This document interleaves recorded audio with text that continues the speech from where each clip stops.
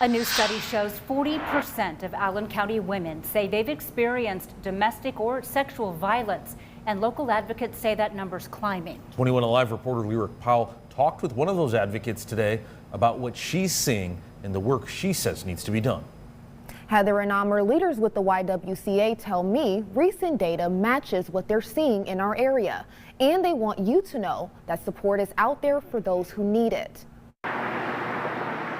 The new Allen County Women and Girls study points to a troubling picture showing just how common sexual harassment and violence are in our community. We see that sexual violence of different forms, different types, is an experience that many women have had throughout their lifetime. Jennifer Rolfe with the YWCA says she sees the reality behind the numbers. So we are regularly having conversations with individuals who've experienced domestic or sexual violence from an intimate partner, a family member, some other individual in their life. Rolfe says the need is clear.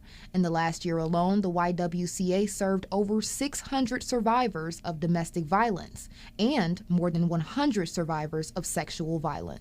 She says although the numbers have grown by 30% since 2020, conversations about trauma and abuse have helped. Helping our community heal for those who've already experienced any kind of trauma is a huge first step. So making sure those who have been impacted can get help and heal from that trauma. If you are experiencing domestic or sexual violence yourself, you are not alone. Rolfe says support is always available regardless of how big or small the issue is.